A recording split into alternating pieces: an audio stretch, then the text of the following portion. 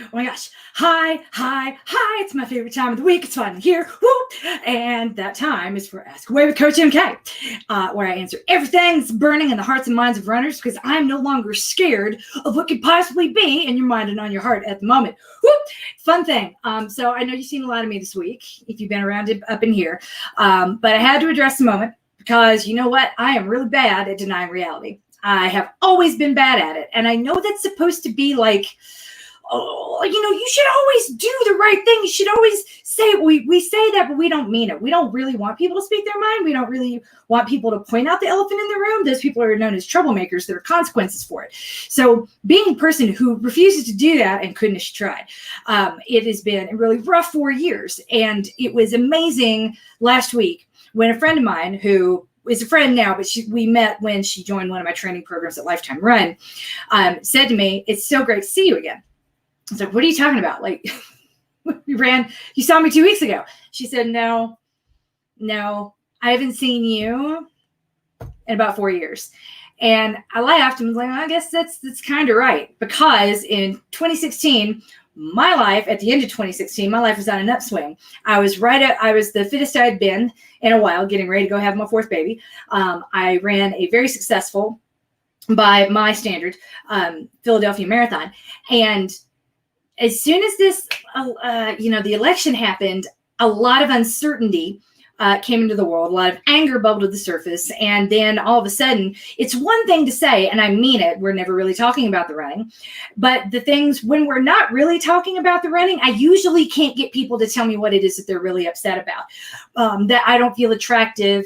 And if I start running, I want to lose weight so that my husband will make me feel attractive, be attracted to me again.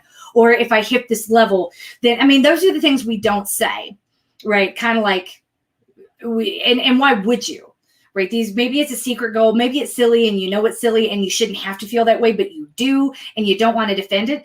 But we're never really talking about the running most of the time. We never have been. And that's okay. But if we're putting ourselves in a position where I could not possibly meet your expectations, or that goal that you have for our program is not possible, then we kind of need to lay out a map towards what is possible and a realistic timeline, because I don't want people walking away feeling disappointed all the time. So 4 years ago, everything changed. And all of a sudden, people would tell me exactly what they were scared of and exactly what was on their mind. And we weren't talking about the running at all, but what we were talking about were problems I couldn't solve. Like, I could not do anything about what was on their heart and mind, but I could support them through it. And I'm like, I'm in the same boat. We are facing the same storm. Maybe we're not in the same boat, but I can love you through it. We can run through this together. And we have now successfully. And with plans in place and grown-ups at the wheel.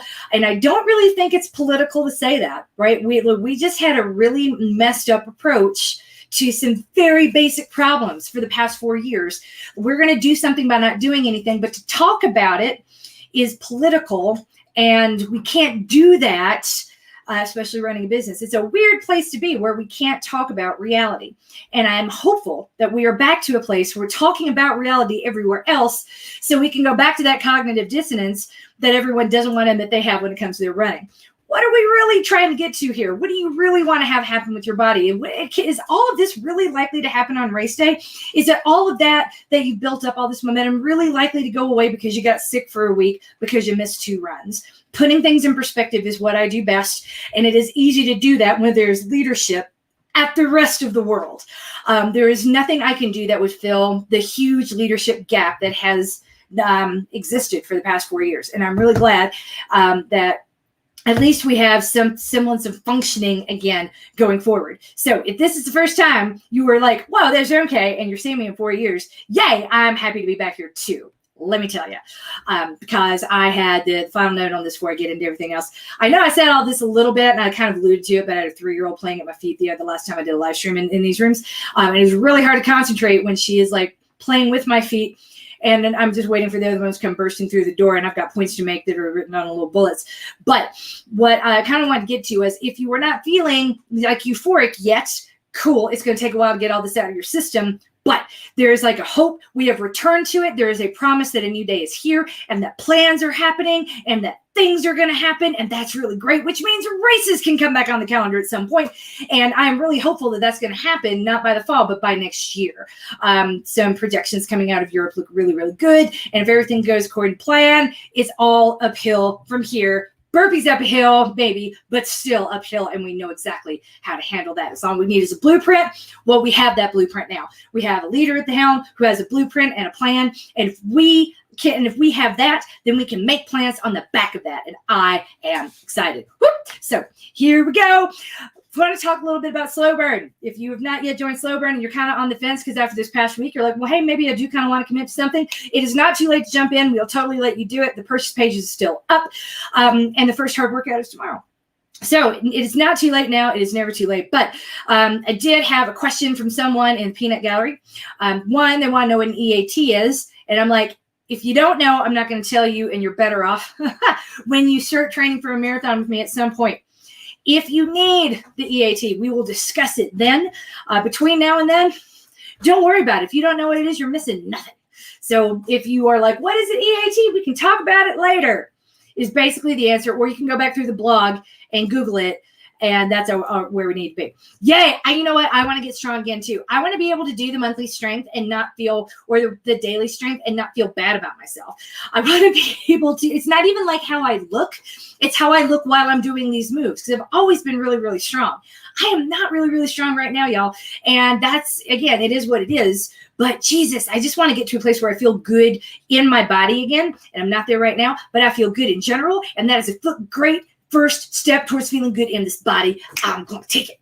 Yay. So I'm excited too. Here's another question. So I did manage to watch the video last night, and I feel a lot better about not being in a place where I can do the runs right now, which is true. We have a whole lot of people that are doing slow burn and have no intention of doing the running, including me. I plan to run, but I'm not going to do the runs as prescribed. Physically, I'm not in a place, which means mentally it would be a drag, and I'm not. So we always have to balance out the physical and mental health and be clear in the expectations that we're setting. I am doing this for the strength to get stronger. I'm excited to be doing this with everybody because I want to reconnect. Kind of glossed over this, or it was, pardon me if you've heard this before. 4 years ago, it was really hard to interact with people because I couldn't give them what they wanted or needed. So I needed to create some space and make sure that we were only talking about the running while acknowledging reality in a way that protected me. Because when y'all hurt, I hurt. And now I'm ready to start kind of like leaning back in and being with everyone again, because it's a different situation. Now that, like, again, with leadership at the helm, there's the expectation is I can make you feel better about you, not make you feel better in general. I can do that. I'm really good at that. Let's do that together. I'm so excited. So with slow burn, I know I'm going to be like leaning in as far as I possibly can to be with you getting stronger. And you know what? If you can't do the running, there's a lot of not running stuff. The first yoga series is going to be coming out later tonight, I think. You should have received an email with the Where's My Waist. I'm so excited about that. Where's My Waist? And it's which again is not like a waist whittling or core program as much as it is like, hey, you know what? I've not been doing a whole lot of strength, and those muscles that connect my front to my back that keep my back from hurting, I don't know where they are because I can't feel them. We're going to find them. We're going to activate them. We're going to engage them. And we're going to recruit more in this series called Where's My Waist, which is very simple. So you should have received the Stabilize, which is the BOSU/stability circuit. We're calling Stabilize, and we're just going to encourage people to use what they've got. And so you've got a BOSU circuit you can do every day. You've got the Where's My Waist. You've got the strength, and you've got yoga. So if you don't go for a run and you don't have a bike available, you can still have like a full, robust fitness plan that will, when running can come back in the picture, benefit you. Now, the question we're about to get to, I did say bike, would be interested in your thoughts about the bike, especially since you said that you've spent a training cycle on one at some point. Yes, I have, but much less stressed about the whole thing. I figure I'll keep my cardio in roughly the same gear and add rebuild in after slow burn is over or something along those lines. Not saying you can't do the slow burn run workouts on a bike. It is going to be much harder because on a bike, even if you turn the resistance way up, it is still harder to get your heart rate in the same place that it would be on a run. Like if you think about how hard it is to keep your heart rate down at 140, it is hard to get your heart rate up to 130 on a bike. So there's a little bit of a push-pull there. And I really don't want people overdoing it on the bike. So what I would prefer is on a day where you're going to use the bike instead of going for a run, then what I would ask you to do is make it an easy bike. If you have a Peloton, go ahead and do a Peloton workout, but don't worry about the time trial or the specificity of the runs. Just don't. Do your thing. But let's think of it using the same rules that I've always given you. We never, ever, ever do 2 hard workouts back to back.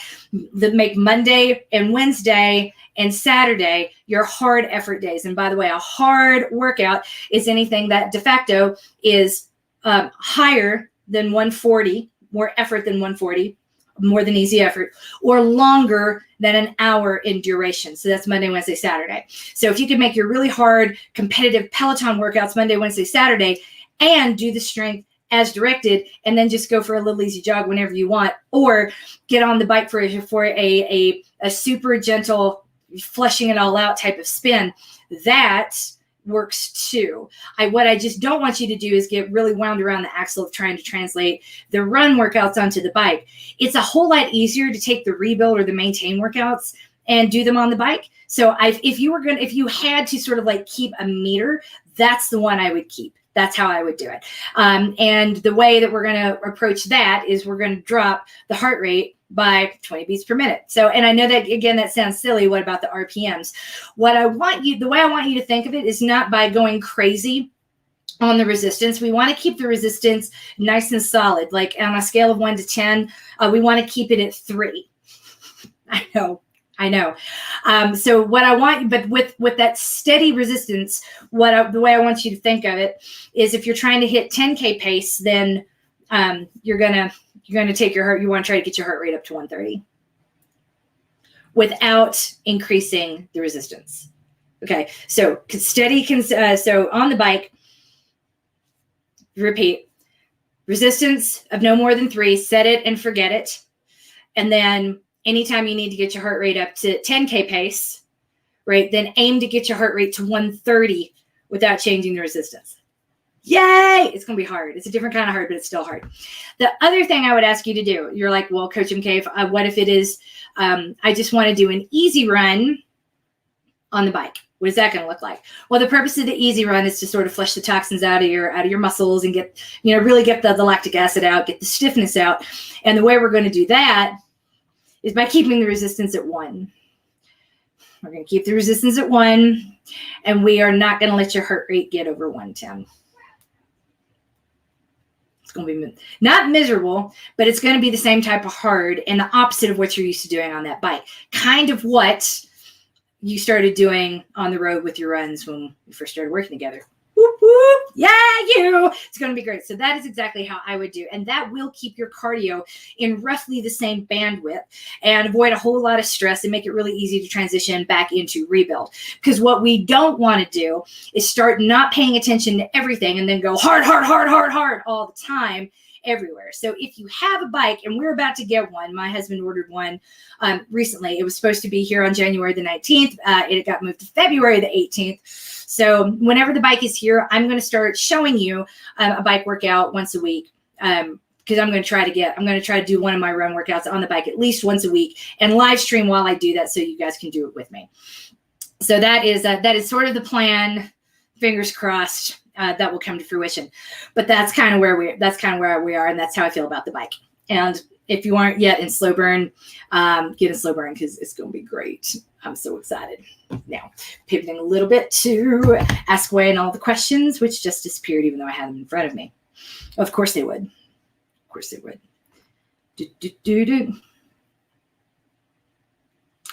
Here we are. All right. Are you ready? I'm ready. Let's go. I'm going to start off with bringing up the banner of the weekly wins. Christine Lancaster has been working with a hip strengthening program. It's literally called Fix Your Hips. Consistently since October. It's the first strength she's been able to do that has not caused her injury, and she's seeing strength gains thanks to the consistent work at her level.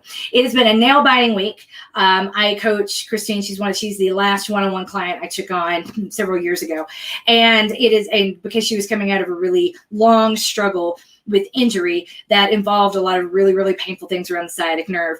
And I've been watching her for the past week, sort of holding my breath as we get to the end of this Fix Your Hips program. And she's doing incredibly well. I know you're really frustrated, Christine, that you're not able to run the way that you want to, but I mean, do you really want to spend that much time outside right now? It's in that weather. Just saying, let's get you a bike, keep you inside. It's going to be fine. But I'm proud of you, and I'm glad that you were proud of yourself. That's a huge win. Dr. Andrea Lufla had a great treadmill run that helped her run off the grumpies. That's so good. Well, first of all, if I had a treadmill, we don't really have the space for it. But if we did, I know that would make me a lot less grumpy, and why I agreed to a bike in the first place, even though it takes up almost as much space as a treadmill. I conceded to this one because I love my husband and he wants it. But two, because they're, on the days when you can't get out the door and you'd like to get out the door, but you can't really get out the door, it is really frustrating. Leaving the house can be really tricky, even with two adults at home. HRH baby Violet has learned how to get into things now and climb things, which is a great frustration to all of us. But can you believe she's going to be 3 in 2 days, by the way, you guys? 3. It's not okay. I'm not okay. And my son, I forget, he's going to turn 8 in April. And last night we had a couple of my protest kids over. They got engaged to each other, and they want to have the wedding at our house. And I'm like, that is, our house is not that big, you guys. It really isn't. Neither is the yard. So I'm like, if you want to do this, we will make it happen. But I don't know how in the F we're going to make this happen. But they're counting on social distancing being very different in October. Fingers crossed that'll be the case. But anyway, when they came over last night to celebrate, my son came downstairs, took one look at the full kitchen table, and I said, "Baby, do you want to eat?" And he said, "Mom, I'm not good in crowds. I think I'll take my dinner upstairs." Just so that moment of self-awareness was so amazing to me. I'm like, oh my God, they're all getting so big. But I bring that up to remind you that moment of self-awareness of opting out, even though he knew that I would have liked to have him next to me at the table, that I knew he knows like what I would like him to do, but he advocated for himself so well. And that simple little comment, just I'm not good with this, Mom. Sorry to, but I mean, there's so much impact in that little bitty statement. Somebody at the table said, I really want to print that on a t-shirt. I'm not good in crowds. And I want you to kind of keep and advocate for yourself the same way RJ did, and use that sense of self-awareness as we get through this spring. There are days that you want to get outside, but you don't want to run. Listen to that. There are days that you want to get on the bike instead of going for a run, and you don't really know what you want to do, but you kind of don't care if you do it right. Perfect. Go with that. Listen to that. Let our rules be the ones that you break. As long as we're not breaking your body, I don't really care. You don't have to do everything perfectly or as written. And no one expects you to do 100% of anything. What we need to do is define what is 100% that I can do today. And I'm going to look at it that way. So it's like, well, I did 50% of the plan, but if you planned to do 50% of the plan and you completed 50% of the plan, then guess what? That's 100% completion. I'm a data person. I'm a numbers person. You forget I went to work and I was an investment banker. I know how to make the numbers work for me. And I need you to look at the numbers and make them work for you too. The plan is an idea. It's a suggestion, but we can adapt anything to meet your needs on any given day. I mean, it's $1 a day, you guys. If it's stressing you out, you're looking at it wrong. I promise. Okay, yay. So over in Maintain, Dan Felton crushed an 8K this weekend, finishing 3rd overall. Go Dan Felton. That's wild. I'm excited for you. That's like the second race you've shown up to and just like destroyed. We're going to have to get you like a t-shirt. This is like Crusher or something like that. Brenda Haskell is reaping the fitness rewards of her months of hard work and rebuild now in Maintain. She was able this weekend to freestyle skate, and she was able to freestyle ski for 2 hours. Then she came home feeling great and went out for 45 minutes of an avocado toast run. I saw that post and I was like, go Brenda, you got more energy than I do. And I'm a really energetic person, you guys. So, which I'm feeling like I'm my old self again when I was doing this broadcast with everybody in Slow Burn. And I was like, hi, oh my God, can we wait to get started? I'm really excited. And I knew I was talking at my normal speed, and everyone was like, when I get that wide-eyed saucer look, I know that I'm back in my happy place in my usual spot. And that was a really good feeling for me. And it sounds like that's where Brenda was too, in that happy spot, in her spot, with a whole lot of energy more than I had. I'll take it. Amy Wilson did a virtual 10K with a long warm-up and cool down. She was about a minute off of her 10K PR. That's amazing, Amy Wilson. Congratulations. I'm so proud of you. And look, it's not all about accolades, but when these things sort of accidentally happen and we're not pressuring ourselves and we're not driving ourselves batty, trying to meet all kinds of metrics and this inflexible training plan in order to squeeze a little bit more out of our bodies, we can have a whole lot of fun. Like we can have, oh, sorry, I saw some people that look like my protest kids that look their butt walks. Sorry. Looking out my window, I thought I saw somebody walking up to my door. Like, wasn't expecting guests tonight, but that's another thing we've been able to do lately is take the bars off the window. So, yay, I can see outside again. It's really nice. So there we are. So when we're not trying to drive ourselves crazy and these beautiful things accidentally happen and the maxim is proved, like I don't have to do all the things in order to get all of the gains. It's more about being consistent, and then your day will come and it's going to, grab you in the face and dance with you, even if you weren't ready for it. And it sounds like Amy was ready for it, and I'm thrilled for you, Amy. So, yay, now we're moving on to the questions, and we're going to start with the questions and rebuild. I had my first ever Charlie horse in my left calf 2 nights ago, and the muscles in my leg haven't quite been right since. I'm terrified of having another. It was that bad. They're terrible indeed.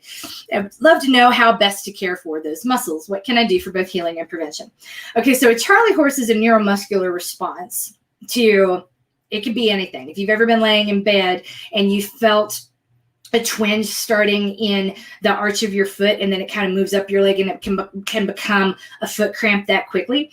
Well, the same sort of idea applies. When you get that foot cramp, the best thing you can do is lean into it, stand on your feet, and press the arch of your foot into the ground. Even though it's the opposite direction of where your muscle wants to go, it feels counterintuitive and it's pretty painful, but that is the best thing you can do, and it'll stop the cramping in a second.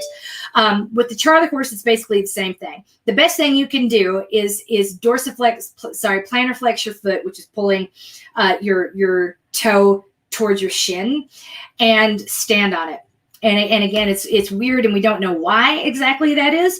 But if you kind of go with it and just grab it, put pressure on it, hopefully that's going to go away. You're not forcing it in the opposite direction, which is what you need to do. It's neuromuscular feedback gone awry, and it can happen for a variety of reasons. We used to believe that all of the muscle cramps had to do with hydration or dehydration, and that's not necessarily true. Sometimes it can be just like your body letting go of stress. And I know that sounds hokey, and I know that sounds annoying, but it really is kind of like that scene in the Green Mile where we're all like exhaling black flies into the ether. You could have a little bit of that going on too. So as your central nervous system settles back down, all kinds of things are just kind of, leaving your body for the last time. So rather than worry about, they are incredibly rare. Rather than worrying about what can I do to prevent one, there's not a whole lot you can do. The best thing you can do is get really good about foam rolling and making sure that you're keeping those channels of communication, the neurological channels open, but with massages and self-care in the muscles where it's likely to happen. So that means you need to do some more bone saw on your front shins, and you need to do a little bit of the super friend roll on your calves. Those are 2 of the better things you can do. Final note is when that Charlie horse is hitting, it feels like it's in your gastroc, but that's your soleus overreacting. That's the teeny tiny muscle that protects the insertion point into your Achilles tendon. So it's an awkward thing to try to isolate without a percussion tool. So if you have a percussion massager tool, what you want to do is sit. I'm going to try to show you here. And I'm probably going to fail because I've got my ADHD piles of to-do spread all across the floor right now. It's kind of messy. So you want to try to fold your calf over your knee and brace it, and your soleus is right there. So by bracing your calf with your thigh, take your percussion tool and hold it right there. And if that's too intense, then get on the floor, and it'll do the same thing. Let the floor be your balance instead of your knee. And by pushing your percussion tool into that area, that's going to release the trigger point where the maximum amount of tension in that part of your leg resides. And that's going to be your best bet for letting go. Finally, if you go right above your heel on the sole of your foot, right there, and massage that little fat pad gently with the percussion tool, or with any sort of foot massaging roller. That is also going to release a lot of the junk and a lot of the tendons that can lead to the feedback that cause Charlie horses. So those are the two things I would do when it comes to prevention, other than knowing how to treat it when it happens and trying. And I know it's hard because these things are scary. It's like, I don't know what causes first, but now we're prevent it. We don't know. There aren't good answers, but this is where it comes down to really taking care of your body and your muscles is going to be one of the most powerful things you can do on an ongoing basis. So, yeehaw. So I'm thinking about getting a new heart rate monitor because mine seems to be struggling lately. Catch is I'm looking for a chest strap that connects to a wristwatch and not just phone. I want to be able to monitor heart rate without having to hold my phone for the duration of the run. And I would like to wear it over sleeves because it is way below freezing here. So an optical sensor watch is no good. Any thoughts or suggestions? So the one that I like, as everybody knows, is the Polar Vantage V. That's the one that I run with. Sometimes I run with the chest strap when I can. But here lately it's been too hot. And anyway, all that just to say that like the Polar is still my all-time favorite when it comes to working with the chest strap, because all the others have either they charge you extra for the chest strap or they're working towards the optical market, because people are like, why am I going to wear a chest strap if I don't have to? Well, it's less accurate, but whatever. So that is, if you have the money for that, I would go for that. The Polar Vantage V, they recently rolled out an upgraded version. If you're looking between the two, the old Vantage V that I got last year is perfectly sufficient. It's still worth the money and I still love it. Also, I think it was the V8. The V800 was a little more than what I needed. It's a particularly heavy watch. But the M400, still terrific. It is still a terrific and really solid option. The only thing it doesn't do that I wanted to do is the cardio recovery time. I really wanted to have that feature to see if it was any good, and that's why I upgraded to the Vantage V. And it's not... But I was also price inflexible at that time. I just wanted it and I was able to buy it. So I bought it. So if you are price sensitive, M400 is still like the greatest option. I used that for 5 years and loved every minute of it. The V800, not in love with it, but the Vantage V, if you had to pick between the two, if you had a little more money to spend, I'd go there. I can't speak to Garmin's because I've never liked them. I've used Polars for so long. I can't use the Garmin interface or the output. I'm just spoiled. Which is not a commentary on Garmin as much as it is commentary on me being old and set in my ways. Thank you very much for answering my question. Totally believe the Charlie who was stress let down. You know, it is ask any doctor. There's a lot that as much as we know and can diagnose about the body, there's still a lot that we don't know and don't totally understand. Now, granted, the reason that if someone is trying to sell you something that will calm your central nervous system more quickly, and it is not a drug that is FDA approved, and that person is not a doctor, be very, very wary. I still don't like hydration bars. I still don't like the idea of getting injections from people who aren't nurses or being sold by people who aren't nurses. Like there are a lot of things in this world that make me go, that sounds like a great idea on paper, but so did my ex-boyfriends and Marxism, communism, like you name it. Che Guevara, I'm sure looked really great on paper, and people were like, oh, you're so excited, like you're following this person, what a great leader. So there have been all kinds of things throughout the course of history that can sound really good. That's called good marketing, but good marketing is not the same as good science. So to that end, let's think about what we need to get and then go get it. And it sounds like you've got a pretty good idea of what you want. So with the chest strap from Polar, it can attach to your phone if you want it to. It can attach to an app in your Apple Watch if you want it to. And it can attach to the watch itself that it came with. So you've got some options there and some versatility. More options is never a bad thing. So yay, here we go. Moving on to maintain. Hi there. I had another epic race, but I'm confused. Do I trust the chip time distance or my Garmin? Here, I'm going to read the rest of the question, but the answer is chip time. And here why. According to the chip time, I ran the 8K in 33:29, putting my pace at 6:44. Jesus Christ. The Garmin clocked me at 33:25, but only for 4.54 miles. Now, I know around the course, a trail smartly. I ran from inside the path from inside to inside, but could I really optimize almost half a mile? As I soaked myself in the tub, my body's telling me it was fast, in all caps. When I train, my 10K pace is 7:45 to 8. So either way, this was faster. I just can't tell how much. Thanks. One, it sounds like you killed it without killing your body, and I love that. But when it comes to what your watch is telling you, that's based off of satellite distance. And I famously to me, in the summer of 2016, ran a race called the Jack and Jill's Downhill Half Marathon on Snoqualmie Trail in Washington State. It is gorgeous, but it's a trail in the woods with a lot of trees, and the satellite reception is notoriously poor. So I had no idea how fast I was going until I started paying attention and clicking off the mile markers by making those a lap on my watch. And by the time I started doing that, I realized that I was not going to be able to finish the race because I'd already run through like 60% of my gas. And that is a long way of saying the reason I didn't know that is because the satellites are, when you're not on pavement, when you are in the woods, when you are on the ground, it is not going to be exactly the same. And it doesn't mean that you optimized, and it doesn't mean that you did anything wrong. You could go run the exact same trail the exact same way and get a different read off the satellites the next time.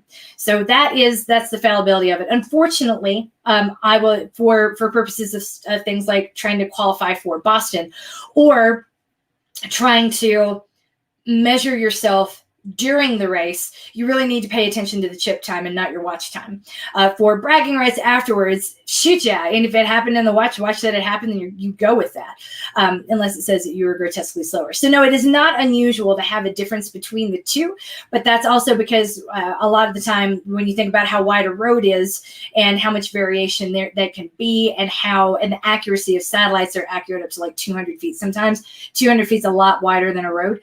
There's a wide margin of error there. So for the purposes of like the day itself and monitoring yourself on the day, go by the gun time and go as the laps and mark the laps as you go. Each time you hit the 1K, hit the lap button on your watch, and it'll tell you how long it took you to cover that kilometer or that mile. And that's going to be one of the better things you can do on the days when you've got a short race and you're going that hard and you want to narrow down that margin for error as much as humanly possible. So I hope that answer makes sense. That's how I would look at it going forward. It's definitely what I do now, and it's what I do in a race situation, because there have been times I've run marathons and it's told me that I ran my watch told me I ran 27.4 miles, which I know is not possible. The way that these trails, especially the ones that are USATF certified, they are marked pretty carefully, and it's in a way that is standardized. And unfortunately, that's what's going to win every time. So there you go. But either way, congratulations, Dan. Jesus Christ, it's amazing. Hello, I'm a 41-year-old woman who gave birth 2.5 years ago and severely damaged my pelvic floor in the process. Welcome to the club. I couldn't walk the same way as before birth, let alone work out for almost 2 years. I've been trying to do Kegels every now and then, and just about 6 months ago, I was finally able to start running again. It's still not completely uneventful, but what still confuses me is that some days I'm perfectly fine when running, and other days it feels like all my pelvic muscles are just not going to hold anything. I don't understand what causes some days to be good and others bad, and I'm curious if other ladies here have experienced similar issues and how they are addressing them.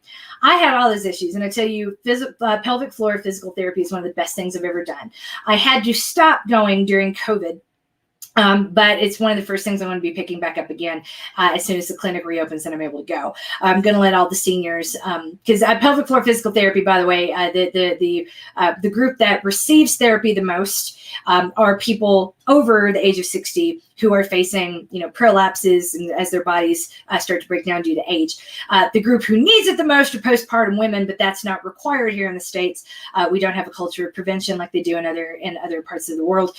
Whereas in Europe and in Asia, it's required. You give birth, you go to pelvic floor physical therapy, and you put your body back together. It's just that simple. Here, we sort of treat therapy like, I don't know, and give it a side eye, even though it's effective, because it's really hard to standardize treatment and care in a physical therapy, occupational therapy type setting. But that doesn't mean it's all hocus pocus.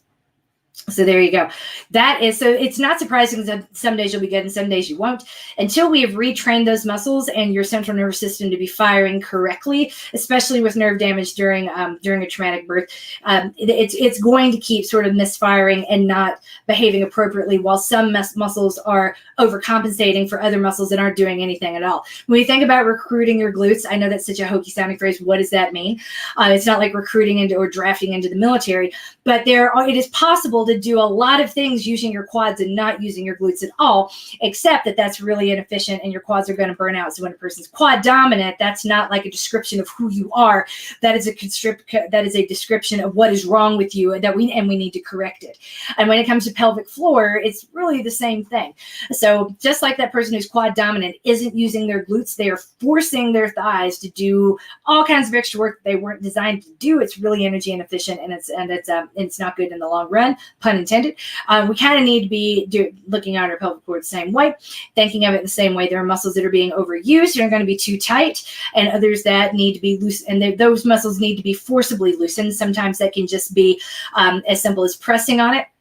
One of the reasons that we do foam rolling, that manual manipulation that releases tension, and specifically like your thighs, when we're shearing your thighs or when we're going over your shins, and that can be a big release everywhere.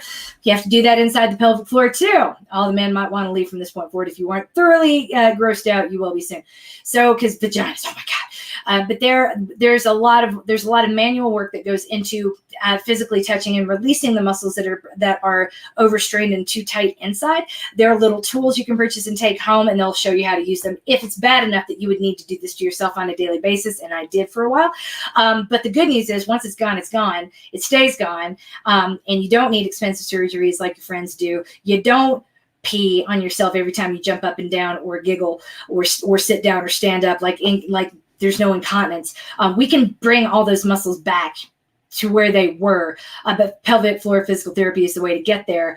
Another thing, if that is not available to you at all, I would take a look at the Fix Your Hips program that has been so transformational to Christine Lancaster. If you have any additional comments or suggestions, please feel free to throw them in the comments in your respective Facebook groups. And if I happen to see something really amazing, I'll make sure to, or something that I left out because I don't know everything, I haven't experienced everything, and I'm not a doctor, but we've got physical therapists in here. We do have a lot of occupational therapists in here, and we have a lot of doctors too. So if anybody hears what I said and I left something out, feel free to supplement and add it on, and we will spread it and share it on with the rest of the community. Thank you so much. So that is it. You are coached, you are loved, and we are all winning at life. And if you don't feel it, just give it a little more time for all those black flies to leave your body. Bring on 2021. Good things are happening. And as for everybody in slow burn, I can't wait to burn with you tomorrow, right after I drop my kids off at school. Yay! Have a good one.